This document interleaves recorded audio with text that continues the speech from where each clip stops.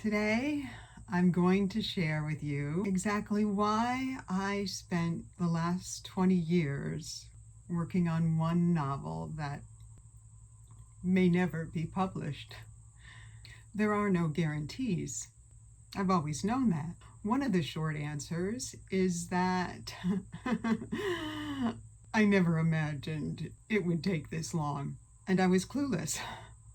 The truer short answer is I needed to write this one novel in order to save my life. You see, the moment before it all began, I was in a really dark place. I had reached a point in my life where I really believed nothing ever worked out, nothing ever would work out. It was the dark night of my soul. And I didn't know how I could possibly go forward because all of my creative energy seemed to have vanished, poof, just gone. I didn't feel like I had any link to it. I had been doing morning pages for 5 years straight, but my inner demons, my horrors of negativity, as I like to call them, were so strong and so ferocious that I had to stop writing morning pages because it was way too painful. So I basically cut off a lifeline that I wasn't even aware of. And then the way things happened, because I stumbled into writing this novel the same way I stumbled into becoming a stripper, which is a video for another time, by accident. I was in a bookstore and I picked up a newsletter, and the newsletter said they were offering a workshop, a 6-week workshop in writing short stories. Although I wrote a short story when I was 7, it had been a long time since I'd written a short story. I had thought I was going to be a poet, and then I thought I was going to be a journalist, and well, none of that worked out. And I had been writing plays before everything went to hell, and I thought, well, maybe I could write plays. And so I called the instructor, and she said absolutely. She also had a background in theater, and she would be willing to accept my plays. And I said fine, and so I did. And then after I got feedback from that, one day I was sitting in a parking lot, and I looked over, and there was this little old woman just sitting all alone in her car. And I thought, why is she alone? What is she? Is anybody coming for her? Did she drive by herself? Does she not have anybody? Is she lost? Did she get in the car by herself? It just started percolating. And I went home and I started writing my first real short story. And one short story led to another. And then I wrote this one story about how I accidentally became a stripper. And the group was gaga over it. They loved it. They said it was hysterically funny, and they said it needed to be a novel. And I was like, okay, right. I don't know anything about writing a novel. I barely know how to write a short story, but why not? And so I set out to write a novel, although I didn't call it a novel because I didn't want to jinx it. I called it a story. I'm going to write a story. I'm going to try and write a very long story. And I did. It took a year. And it was boring as hell. Well, I didn't know that. I thought it was great. I thought it was, gosh, I'd written a whole story. I found enough material to write a whole story. I figured out how to keep the heroine moving. I thought she was moving forward, and it was a whole story. And it felt good. And I gave it to one of the women in my critique group, and she said, it's easy to read, but nothing happens. It's boring. And that's how the revisions began. I hired a freelance editor. I revised. she pointed out all of the things that I knew nothing about, like writing. It's really hard to write a novel when you don't know how to write. Just saying, not a good idea, but it can be done. Obviously, I did it. And so I wrote the second draft. I really dug in. 832 pages later, yes! I was so excited. I thought it was it, right? And then I realized, or I was told, it's too long. So I cut and cut and cut and cut and cut and cut and cut. And then I started making a notebook. I thought it would only take one. I thought it would only take one notebook. I thought by the time I got through this notebook, I would be a published author. So funny. Anyway, so I started writing this novel, and I got the feedback on the second draft, and it became more complicated, and it turned darker. And I was really excited about that. It's dramatic. And still, the heroine, comes through. And the editor said, well, I don't think this is a story you want to write. You're writing an empowering story. We don't want to see our heroine go through such vile things. We don't want to see her degraded. It's not what you want to write. And so what did I know? Nothing. And so I said, okay. And so I reworked it. And then I read Good in Bed and In Her Shoes by Jennifer Weiner, and I was in heaven. And I thought, yes, this is the kind of heroine I want to write. And then I found Lolly Winston, Happiness Sold Separately, and Good Grief. And I said, yes, I want more of that. These are the women I want to write about. These are women who have a life that turns out. It's a life that's not mine. Yes, I want that funny and uplifting and everything works out. Women's fiction, I'm going for it. And so I wrote and I wrote and I wrote, and I started to submit about around the fifth, sixth draft. Well, I thought it was like the fifth or sixth draft, and technically it was a fifth or sixth draft, but at that point in time, I really wasn't revising. I was kind of tweaking and polishing and tweaking and polishing, but I really didn't know the difference then. And I went to my first conference and I started to submit, and I got rejections. Those are the current ones, not the ones from before. I got 46 rejections, and it was devastating. And I took it very personally, because, I set out to write this novel because I wanted to rewrite my life. I wanted to write a story of a woman who goes through challenges and comes out the other end, and it's happy, and it's exactly the way she wants it. That's the story I wanted to write. And I thought, if I could do that, if I could write a story where a woman goes through horrible times and makes bad decisions, but then she turns around and turns everything into roses and happiness, and I could land an agent and a book deal with this story, then maybe my life would be worth something. Maybe it would be okay to keep living. So it was very personal, because I believed it was a reflection on me, and it was just another moment in time when I failed. But I didn't want to fail. I didn't want to fail.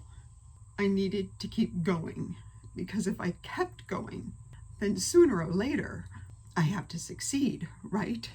I mean, sooner or later, something has to work out, right? I mean, doesn't it? I didn't know. But if I gave in then, I knew it would be all over. And so I kept writing. And I believed that my women's fiction was really going to go somewhere. And then I went to a writing conference, and I met with an editor who is also a well-known novelist, and I had read her book on craft. I knew she knew what she was doing, and A friend of mine from the year before had gotten feedback from her, and she said she was very helpful. And so I signed up for her, and I went to her, and I gave her the pitch, and she looked at me and she said, "Have you ever read any women's fiction?" And I said, "Well, yeah, that's practically all I read."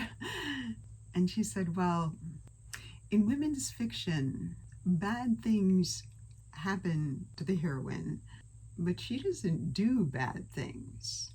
And I didn't know what to make of that, but I knew she was a published author, a successful published author, and an editor.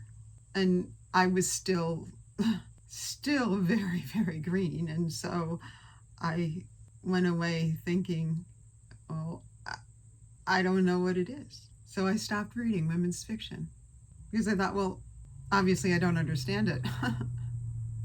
And I decided that I would just write. And I wouldn't call it anything. I would just let the story be whatever it is and figure it out later. And that was the first inkling that I had, the first moment where I, without even really knowing it, that I began to trust the process. And then Agent Donald Moss, who I coveted, I thought he was the god of agents.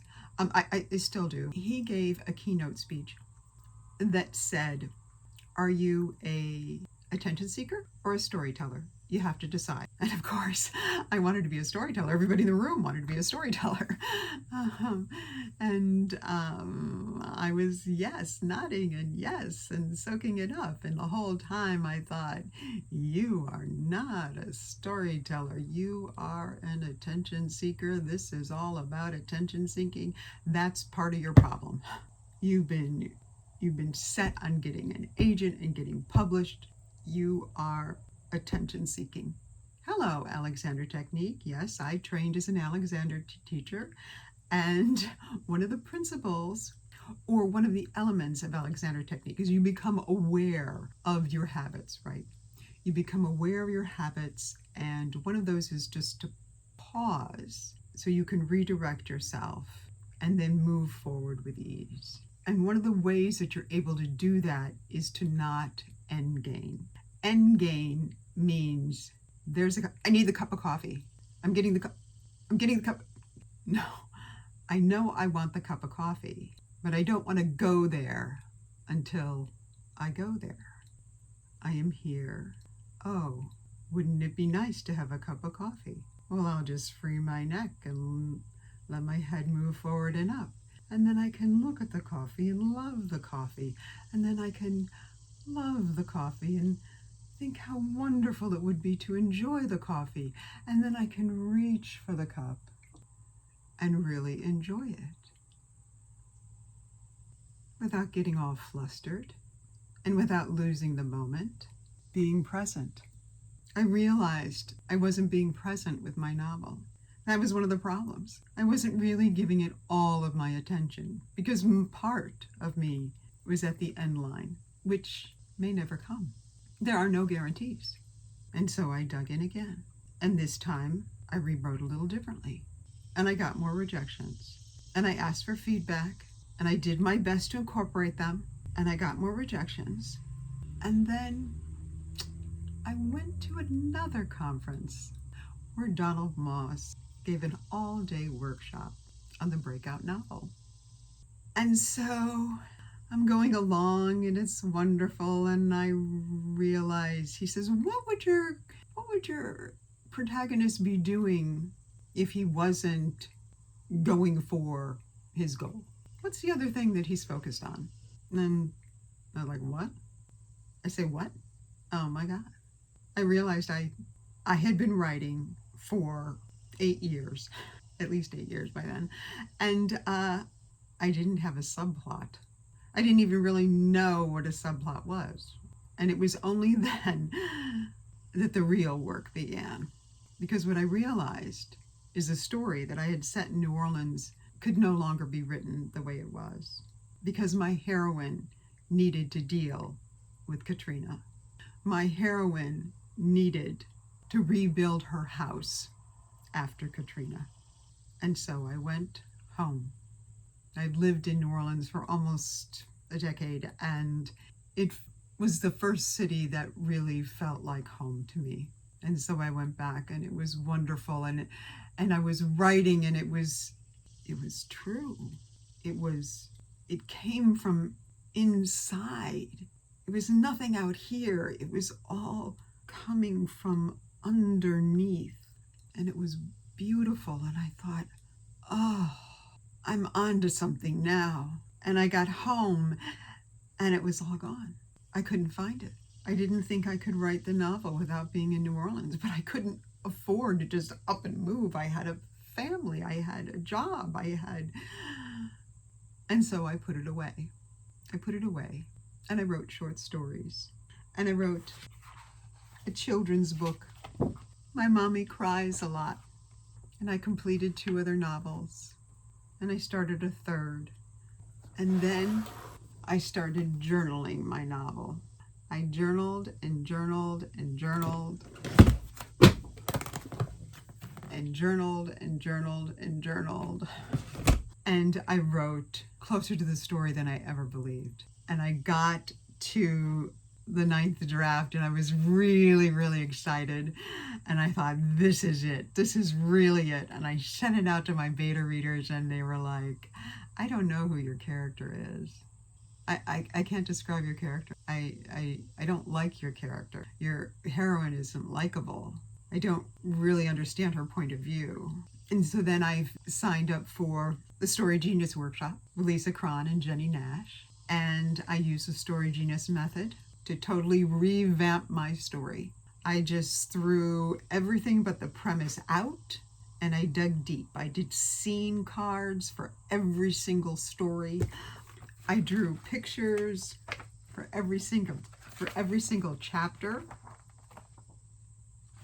Pictures that would help me connect with the emotional landscape of Caitlin as she was going into each scene, so I would understand what her emotional arc was. And I was religious, and I was dogged, and thank goodness I am high industriousness, because I showed up every day, and that's what I did. And I wrote, and I was so happy. Draft number 12, it was going to work. It was going to work. And I sent it out, and it got rejections. I did get a request for a full, but it was rejected, and I was really sad. And then a friend of mine read it, and she said, I was really taken by how much the story is about a mother and a daughter. Say what? I had no idea. And so I went back in, and I realized that, well, also around the same time, my mother passed away, and my mother and I we did not have a good relationship.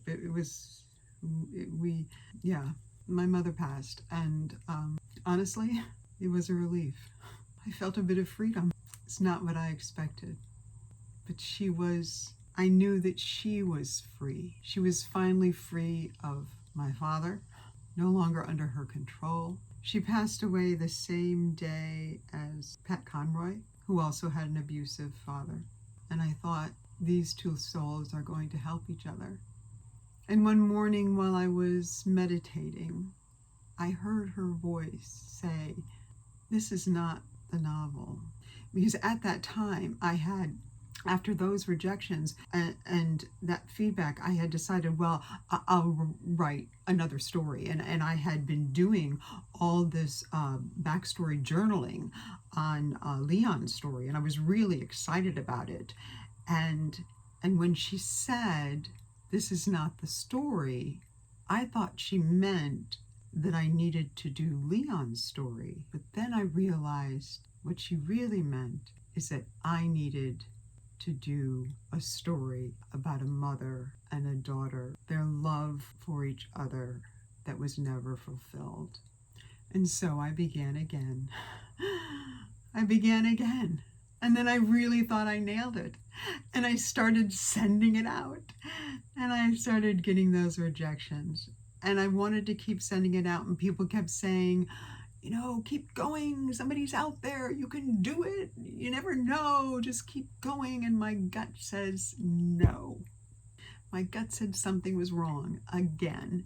And so I went to another Conferences are really important. I cannot tell you how many really important people have come into my life from conferences. People who have turned out to be my dearest, most supportive humans. They're the ones who have helped me realize that I have more to give than I ever thought.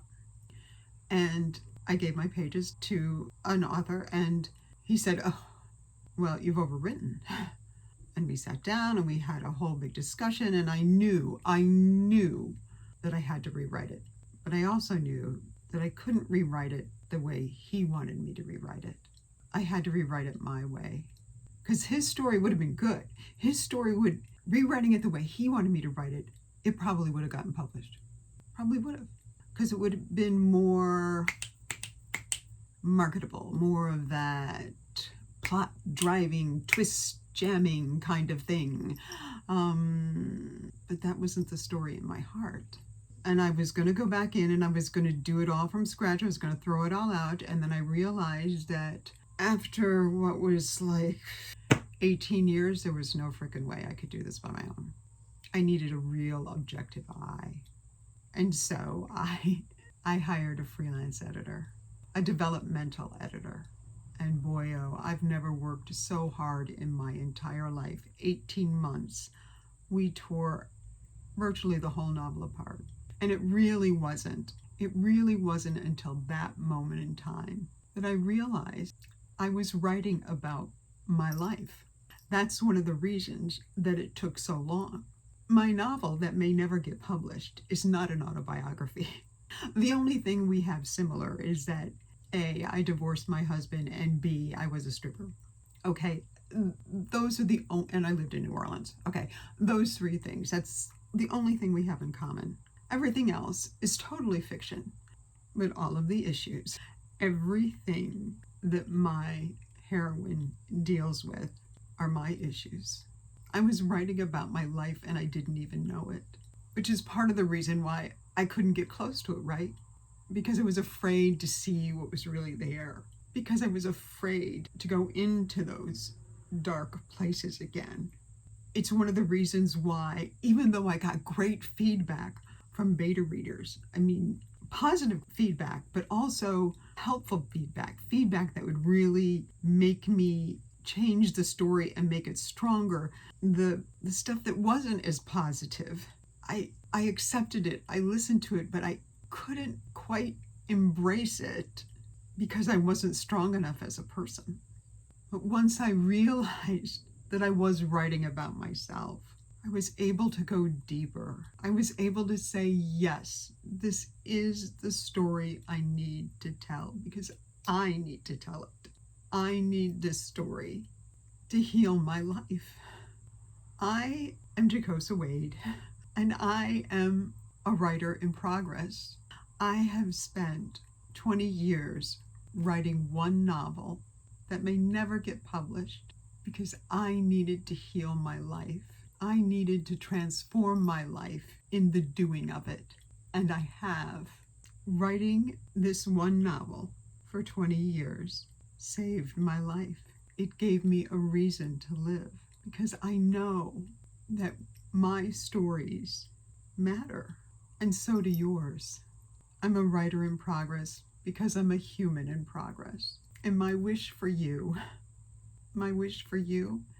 is to write with all your heart. Go deep. The deeper I went, the truer my story became. And I realized that I'm an in-depth writer, and it takes me a long time. I write with a maddening lack of urgency because going deep is where the truth, the unbearable truth, unfolds. And it's only when you excavate the unbearable truth that the story rings true. I'm Jacosa Wade. I'm a writer in progress because I'm a human in progress. And I hope you have the courage to write on and transform as well.